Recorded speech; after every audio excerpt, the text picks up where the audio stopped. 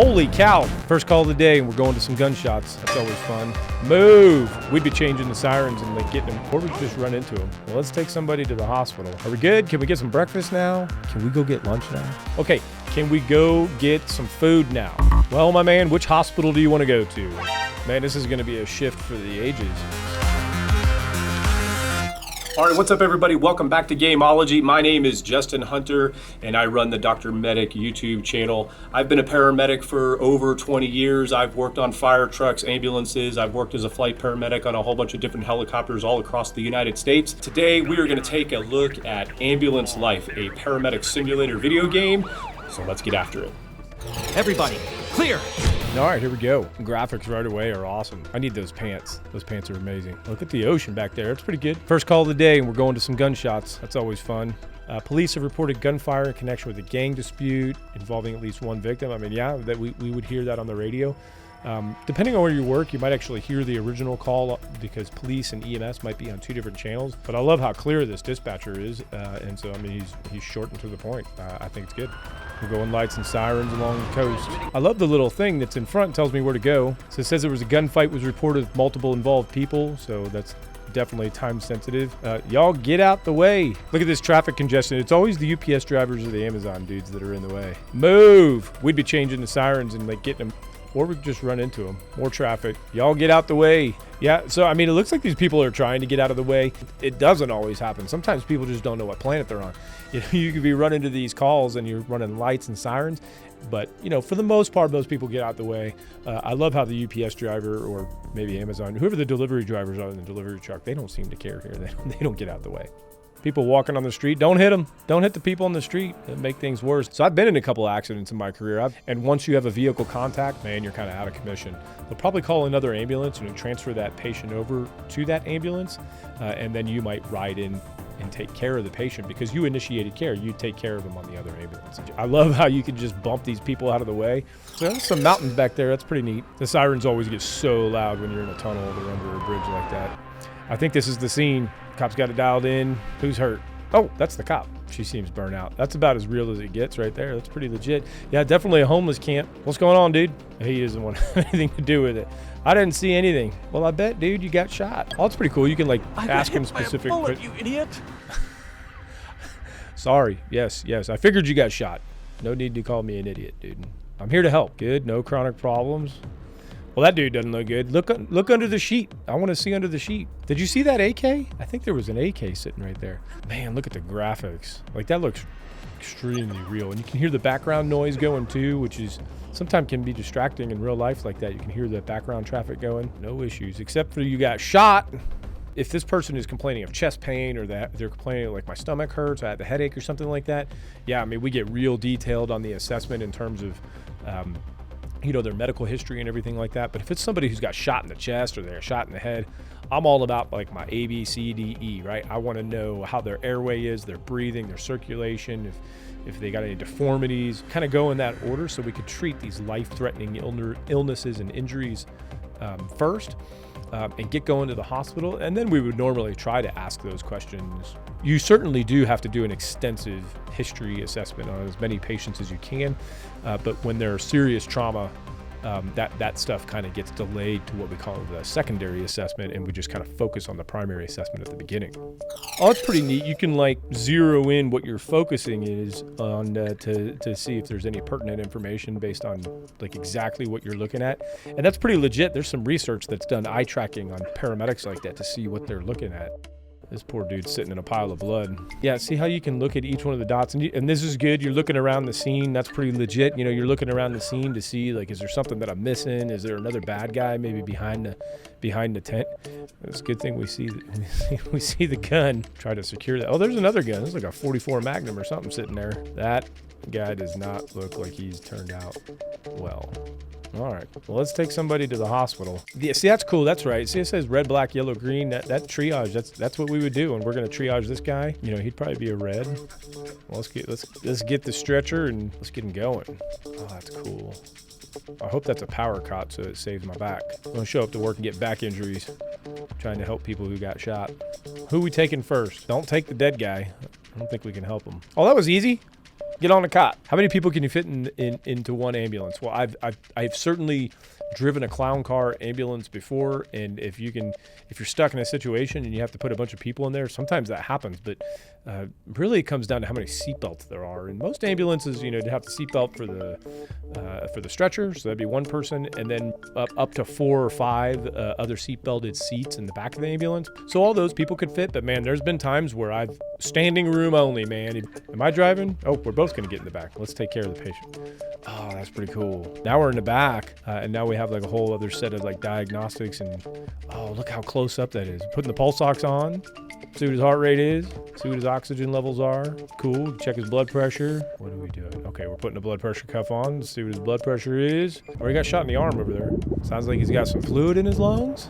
That's pretty neat. That sounded pretty legit. Let me take his temperature. We're gonna take his blood glucose. Let's see what his blood glucose is. There you go, 86. 86 is good. That's normal. And I guess those are his vitals over there. His blood pressure is 128 over 85. That's pretty good. Got his heart rhythm going there. Little ECGs. Temperature looks good. Blood glucose is good. That's a pretty neat little pad right there. I need one of those on the ambulance. Oh man, you could choose. We should decompress this guy. I just want to see it happen. Can we stick a needle in his chest? Find me the needle. Yes, and give him ketamine. Give him ketamine and stab him in the chest. Uh-oh, I guess we're gonna intubate him. Let's intubate him. All right, open. Got ourselves a Macintosh blade there. Slide it to the left, and whoop, we have intubated the patient. But that's good. We've got him dressed. We've got him bandaged. Now we're gonna go to the hospital. These people better get out my way. I'm gonna do all the work and leave my partner back there to write the report. I love it. Can we just run into them like we did the UPS driver? I mean, if we could do that, that would be epic. We'll just go. We'll go back this way. The temperature is dropping too low. What should your partner do? Soothe the patient. Is that what I told her to do? Soothe him. Make him feel better. That'll fix it. I wonder if she's buckled in. Like, well, I'm whooping around these corners. The city is pretty cool. I don't know what city this is, but it looks pretty legit. The ambulance looks good. Oh, we're busting like a Yui to get in the emergency department here. Yeah, every hospital has a little emergency drive like this. Some are cooler than others. So I guess we're gonna go in and we're gonna transfer care to a nurse or a physician. Maybe that's a physician. First call of the day. We've got ourselves a gunshot. Are we good? Can we get some breakfast now? Let's go get some breakfast. That's one of the best parts about working on an ambulance is the food. It really is, man. Getting to eat with your friends and, eat all the different places in town. We love it. We love it. Oh, man. We're not eating breakfast. We got a call. We got to go to a person who's in emotional distress. I'm in emotional distress because I can't get my breakfast because I got to go to this call for emergency distress. Sounds like 98% of the calls I've been on. Move! Get out the way. All right, so we pulled up. Looks like we were at like a little park. Yeah, I wish we could really park like that. That's so cool. All right, we're on scene for an emotional dude. That's probably him sitting there. He looks upset. I bet you that dude just got dumped by his girlfriend. That's exactly what happened. That dude got dumped by his girlfriend. Now he's flipping out. We work together. Okay. Will they be okay? I don't know. Tell me what's going on. Maybe it's because of their divorce. Ah, I told you. He got dumped. I've been there. I've been there. It could ruin your day at work. I might call 911 after something like that. What seems to be the problem, young man? Hurting. Yeah, it sounds like he's breathing pretty fast. Tell me about the divorce. Let's calm down, dude. That's good. Just try to chill, breathe. That's what you try to tell these people who are having anxiety attacks. Try to tell them to calm down or they're going to pass out on their own. See, I love that you can like focus what you're looking at and try to get information. Because that's true in real life, man. If you're not looking at it, if you're not looking for it, you ain't going to have the right situational awareness and you're going to miss something. Well, my man, which hospital do you want to go to? I feel better now. All right, man. I'm glad you feel better. He's tachycardic. His heart rate's going fast. I mean, that sounds like somebody who's having an anxiety attack. Let's listen to him. His heart rate's coming down a little bit. I think it's my calming presence that's doing it. Everything's going to be all right, dude. There's more fish in the sea, I promise you. But that's pretty cool. Like, it's got all the things there that you would assess. We're going to the hospital. I wonder if we get to the hospital, if the first thing the physician or the nurse says is, why did you bring him here? Let's see what happens. That would be so cool if that's what it said. Why'd you bring him here? Well, because you're a hospital. That's why I brought him here. So we've had a good gunshot and a good panic attack, a good stress attack. I'll take it. Can we go get lunch now? Oh, I wanted to go get lunch. I hear a federal siren. You hear that? That wow in the background? That's a federal siren. Some ambulances have them, but the fire trucks have them. That's just a spinning wheel that makes that noise. It's super cool.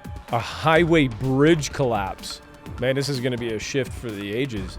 I like this. I read the things in this game, and it said that there was like 34 different things you could go to, but you could probably treat these patients in all different ways, like probably an infinite amount of ways. Yeah, that looks bad. There's a red cloud. Oh, holy cow. Do not approach the scene. Is the scene safe? Oh man, they're still... Oh! Yeah, looks like zombies, man. These people are burned up. We got to triage these people. I guess we just triage that dude black. That means he's dead. What are we going to do to this guy? Upper arms hurting. Okay, yeah, tell me what happened. Why did the bridge fall? You're pretty lucky you're behind the bus. Look at all the data points you can get, like looking at this dude. I love it. No more chit chat. Time to move. Up, easy, easy. We tagged her black. Yeah, this would be extremely catastrophic. You know, just looking around. What are you gonna do? There's so many people. On a regular call, there could be a couple people there, and we might just take whoever's worse. But at some point, you know, typically around 4 or 5. Especially if they're critical patients, it turns into what we call a mass casualty incident or an MCI. And at that point, you're not leaving. You'd be triage and treating there, because the problem is if you pick up just one patient and leave, then other people could die who might have just needed you to, just like in this game, maybe they just needed somebody to put a tourniquet on them. They could stay there. They don't need to go to the hospital right now, but if you could just stop the bleeding or position their airway or something like that, or put a tourniquet on, you could save their lives. So really in a big incident, you got to stay and triage and then transport after everybody's kind of been triaged and we know who needs to go to the hospital first.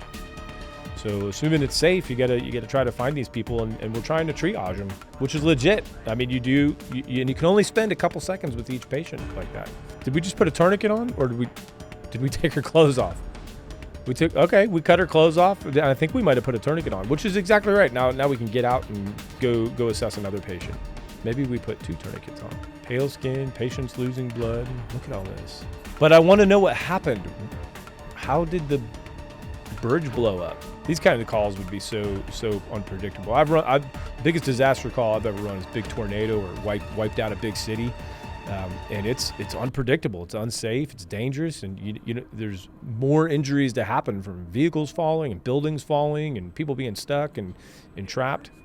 We only got what happens at the end of the couple minutes. Oh, or does that mean it's to all units? Situation is under control. Situation is under control. Thank you. You're welcome for my efforts. No one ever thanks us in EMS, except sometimes our bosses buy us pizza.